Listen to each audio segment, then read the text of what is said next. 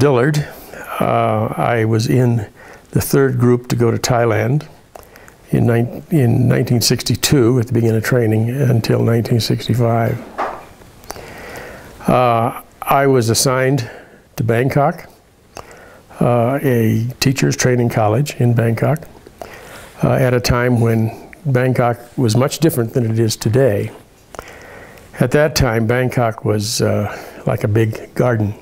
You could go almost anywhere in the city by boat on their canals. These days, of course, it's a big metropolis. I was working on a doctoral degree at the Stanford University Medical School in audiology when the Peace Corps was invented. And a friend of mine and I decided that, well, we'll just, submit an application and see what happens, and completely forgot about it. Well, not quite a year later, here came an invitation directly to me from Sergeant Shriver. And I thought if he took the trouble to write an invitation to me, then maybe I ought to respond. And I went to join the group in training at the University of Washington in Seattle. And I remember, leaving Seattle and all of the excitement that everybody had after training of flying overseas. Now, those were the days when people didn't travel as much. Americans didn't travel as much as they do now. Most of us had not chosen Thailand to go to, but nor did we not decide not to go there, because none of us had ever been anywhere. And so when we all made our applications, nobody had any special places they wanted to go. They just said, send me anywhere. And that's where we ended up, was in Thailand. Arriving in Thailand off of an SAS flight after an overnight in Tokyo, we landed and we were greeted by the Peace Corps staff that were in place at the time, and by families. They had arranged for each one of us to live with a family for a week while we went into various orientation sessions during the day. It was a wonderful idea. It was a wonderful thing to do. The result for me is that I lived with a family, and after that week ended, they asked me to stay with them. So I stayed with them for, I don't know how long it was, almost a year, before I transferred to a teacher's room at the college where I was staying.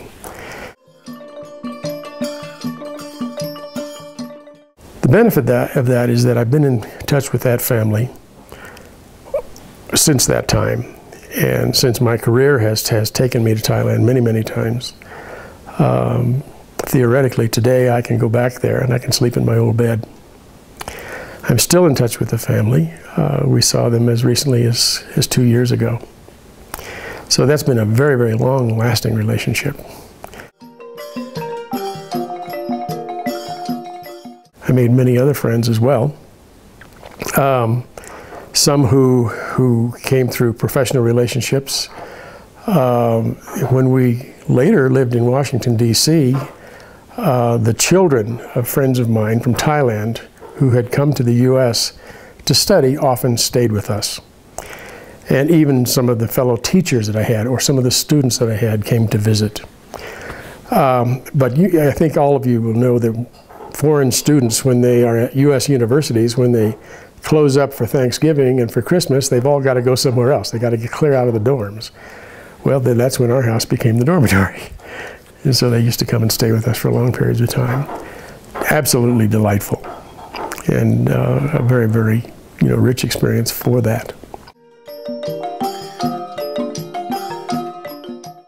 Had many adventures, of course, and I think that it was mentioned earlier that what a transformative experience it was, and it was for me as well. I have never had a job before that time or since that gave me as much personal satisfaction as that experience. And if I were healthy enough and free enough, I'd do it again. But I can't say enough about it. It was wonderful. Later, when I left the family, I moved into a teacher's room in a dormitory. And it was an interesting room because there were no air conditioning. There wasn't any air conditioning in Bangkok except at a few of the great big hotels. That was it. So I had a room that opened up over a large pond. It's a pond that was created when they took the dirt out for fill for the buildings around it. And it was at the College of Education. And there were no screens. Didn't have a fan. Had a bed with a mosquito net. And the mosquito net was very consternating. It was the kind of mosquito net that had a parting in the middle, and then you tucked it underneath the mattress, so the mosquitoes wouldn't come in. But the light switch for the room was about 20 paces away by the front door.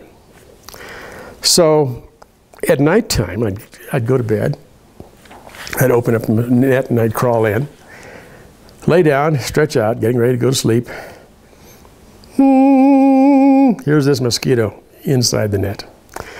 So I jump out, I run across the room, I turn on the light, and I come back, jump in, and I kill the mosquito. And then I open it up, and I run out again, turn off the light, come back, get in, stretch out, get ready to sleep. Another mosquito. That just drove me crazy. Finally, I just let him stay there. Let him feast himself until he, got his fill. So there are little things like that. It was hot. The way you dealt with that at night when you were trying to sleep is you'd get up and take a bath. They had these huge bowls full of water, and you'd use a splash bath. And that's what I would do sometimes, as much as 2 and 3 times a night. I'd get up and wash myself up and go back to sleep.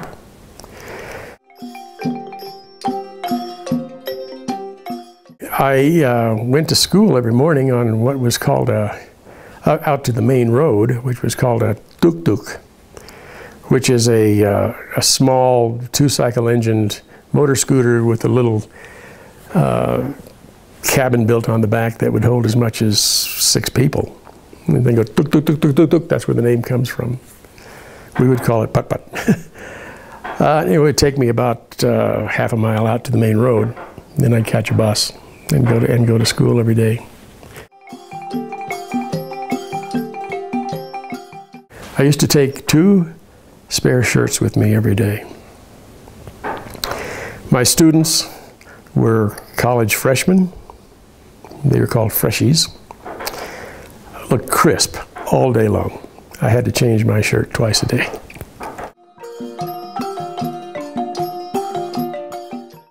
After a period of travel from there afterwards, around the world, I returned to my program at Stanford. And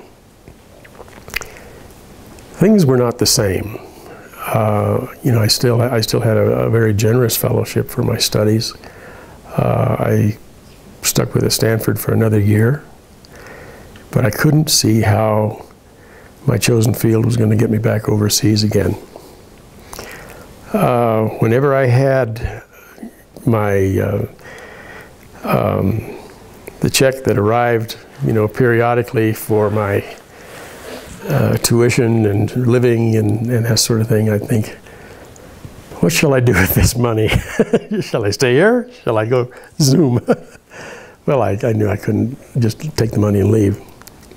So I stayed for a period of time and finally had a lot of soul searching to do of my own, and decided that as well as I was doing and as important as I thought that particular field was at that time, the world was much bigger for me now, much, much different. So you might say that my Peace Corps experience derailed my career. And of course my aspirations after that were to work overseas. And the first opportunity that I had afterwards to pursue that particular objective was I got an invitation to go work at the Peace Corps Training Center in Hilo, Hawaii, which I did for a year, which led me to a staff job with the Peace Corps and an assignment to Malaysia. And so that's how that trajectory went. And then after Malaysia, I went back to the Peace Corps headquarters and learned something about working in Washington.